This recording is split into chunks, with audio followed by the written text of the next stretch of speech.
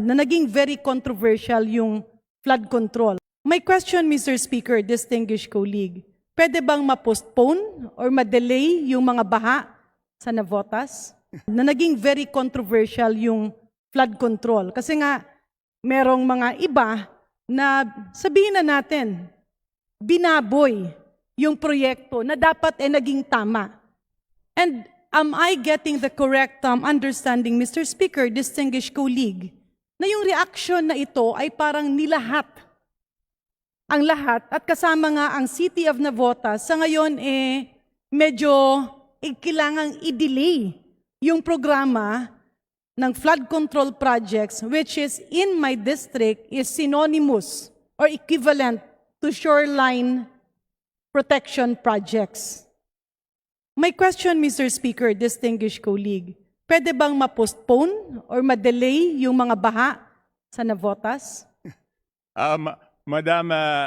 Mr. Speaker, dear colleague, yun nga po, hindi po natin pwedeng i-delay or i-postpone yung baha.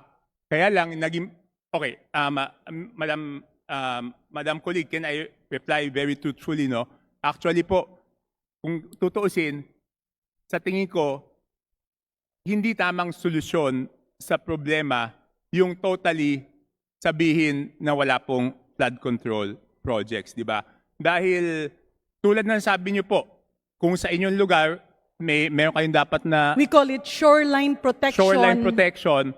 Alam naman po natin, dear colleague, kung shoreline protection po yan, kung ang shoreline is 3 kilometers, kahit tapos nyo na po yung 2.8 kilometers at 200 meters na lang ho ang hindi tapos o kahit 100 meters, doon naman papasok po yung baha, dear colleague. So hanggat hindi po kompleto ang shoreline protection, hindi po effective yung flood control project. Ang mangyayari po dyan, dear colleague, yung ginastusan na shoreline protection ay hindi pinapakinabangan ng tao hanggang hindi po tapos, dear colleague.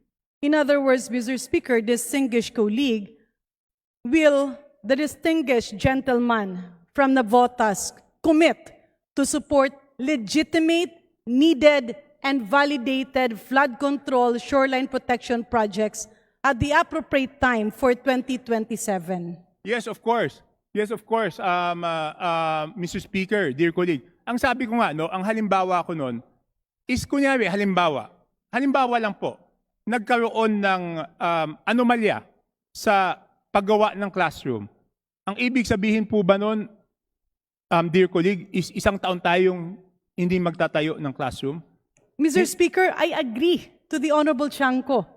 At tama po kayo. Just say for my instance, Mr. Speaker, distinguished colleague, we call that Iloilo Antique Road. It's connecting the city of Iloilo to the province of Antique. At dahil nga pinutol yung section ng National Road, ay ngayon kinakain ng dagat dahil open sea yan. At sayang naman yung ginawang highway kasi halos may malakas na bagyo, ito ay natatanggal, nasisira, at kaya ngayon, ando doon ulit yung risk na maputol yung connectivity ng probinsya ng Antique to the rest of Iloilo, including their access to educational institutions, financial institutions, the main port of Iloilo, and even the airport. That's why, Mr. Speaker, distinguished colleague, I laud the Honorable Toby Chanco for standing up. No? Kasi a rotten egg should not be translated to a sacrifice of the whole country. In addition, Mr. Speaker, distinguished colleague, narinig ko kanina si Congressman Erice. At yun nga ang paulit-ulit, and I remember asking Secretary Bunoan, then Secretary Vince Dizon, what is really the basis of allocation? Because in Region 6, I'm not sure, but I think my congressional district gets the lowest allocation of infrastructure projects. Not to mention the fact that we have the longest coastline, the many and numerous barangays and farms, and even tourism destinations. That is why, Mr. Speaker, distinguished colleague, sa pagkakataong ito, will the Honorable Chanco agree in saying that we should have a system in place for equitable allocation of resources?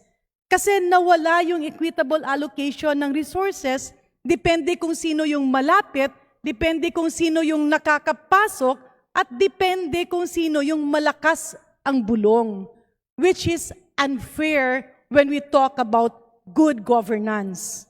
And Mr. Speaker, idagdag ko lang, if the Honorable Chanco will agree to this, hindi kaya nawala ito? Kasi if you remember, nagkaroon ng allocation ng, was it 70-30?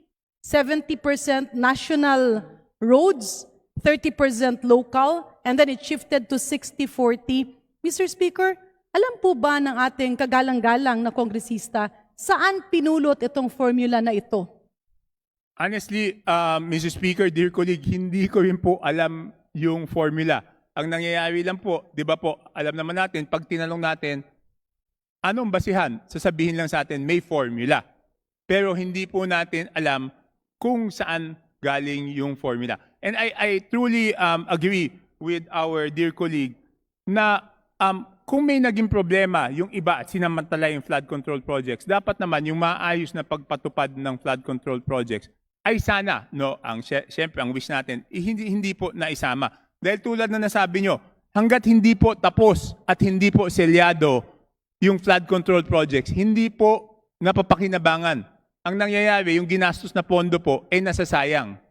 Di ba po, dear colleague? I agree to that, Mr. Speaker.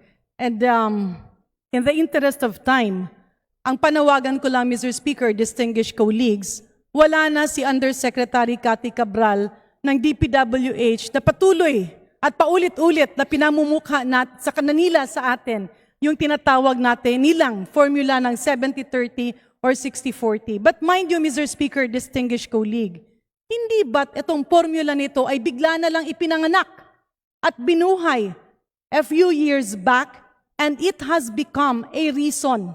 Kasi sasabihin, wala ka ng national road, kaya hindi ka na pwedeng madagdagan ng budget. But what is actually happening is that the chunk of budget is being diverted to unnecessary flood control projects na sana yung ceiling na iyan ay hindi galawin, because even if you don't have a national road, you have provincial roads, you have municipal roads, you have secondary roads, you have barangay roads. And as part of inclusive government, each and every peso paid by the taxpayer should be spent back on those who need it, not by an unwritten formula that does actually exist and should not have been used in the first place. Mr. Speaker, distinguished colleague, marami pa sana akong gustong itanong sa ating kagalang-galang na kongresista galing sa Navotas. However, we could have that discussion over a cup of coffee. I laud him for standing up, and may I appeal to my distinguished colleagues, let's review the process of allocating funds. Minsan tumatahimik na lang po ako, maingay ako sa maraming debate, but mind you, it's time for all of us to stand up. And each and every Juan and Maria de la Cruz should receive the entitlement that government is due to give to them. Maraming salamat, Mr. Speaker. Maraming salamat, distinguished colleagues. Yes, maraming salamat po.